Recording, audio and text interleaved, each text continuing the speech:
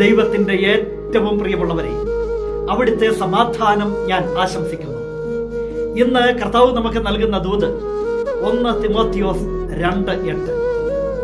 അതിനാൽ കോപമോ കലഹമോ കൂടാതെ പുരുഷന്മാർ തങ്ങളുടെ പവിത്രമായ കരങ്ങൾ ഉയർത്തിക്കൊണ്ട് എല്ലായിടത്തും പ്രാർത്ഥിക്കണമെന്ന് ഞാൻ ആഗ്രഹിക്കുന്നു. കോപിച്ച് കലഹമുണ്ടാക്കി മറ്റെന്തിനോ വേണ്ടി കൈകൾ ഉയർത്താനല്ല. പുരുഷന്മാരോട് ദൈവം പറയുന്നത് തങ്ങളുടെ പവിത്രമായ കരങ്ങൾ ഉയർത്തിക്കൊണ്ട് പ്രാർത്ഥിക്കണമെന്നാണ്.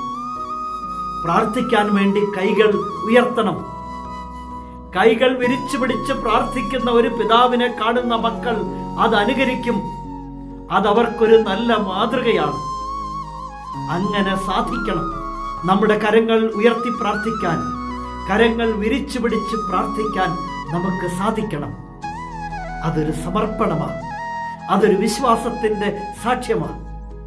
കോപിക്കാനല്ല, കലഹിക്കാനല്ല, തെറ്റായ കാര്യങ്ങൾക്ക് വേണ്ടി കരങ്ങൾ ഉയർത്താനല്ല, പ്രാർത്ഥിക്കാനായിട്ട് പവിത്രമായ കരങ്ങൾ ഉയർത്താൻ സാധിക്കട്ടെ. ആ മാതൃക, ആ സാക്ഷ്യം നിന്റെ തലമുറയ്ക്ക് തന്നെ അനുഗ്രഹമാണ്. കരുണാമയനായ ദൈവം നമ്മെ എല്ലാവരെയും സമൃദ്ധിയായി അനുഗ്രഹിക്കും.